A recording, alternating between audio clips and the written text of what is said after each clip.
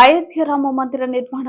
ప్రాణ ప్రతిష్ఠ రోజున జాతీయ సెలవు దినంగా ప్రకటించాలని ప్రధాని మోదీని తెలంగాణ రాష్ట్ర సీఎం రేవంత్ రెడ్డిని దళిత హిందూ పరిషత్ వారు మహబూబాబాద్ జిల్లా కేంద్రంలో కోరారు.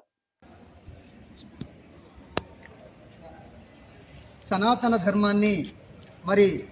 పరిరక్షించడం కోసం భారతీయులందరూ కూడా మరి ఒకటి కావాల్సిందిగా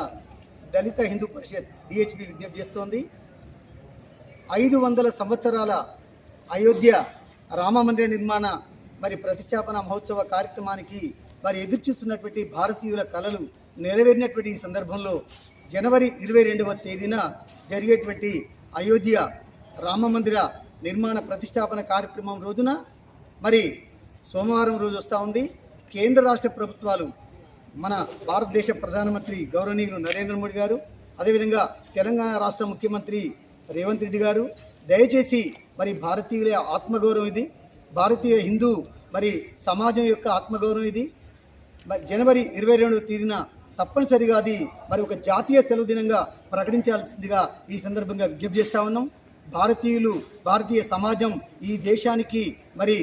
యుగ పురుషుడైనటువంటి శ్రీరాముడి మరి అయోధ్య రామ మందిర నిర్మాణ ప్రతిష్టా మహోత్సవ కార్యక్రమం రోజున భారతీయులందరికీ మరి సెలవు దినంగా ప్రకటించినట్లయితే ఆ రోజు మనము ఘనమైనటువంటి పూజలు చేసుకునేటువంటి ప్రతి భారతీయ కుటుంబంలో పట్ల ఆ రోజు ఒక వెలుగులు నిండినటువంటి రోజుగా దయచేసి ఈ దేశ ప్రధానమంత్రి రాష్ట్ర ముఖ్యమంత్రి వర్యులు గారు దయచేసి జాతీయ సెలవు దినంగా ప్రకటించాల్సిందిగా దళిత హిందూ పరిషత్ డిహెచ్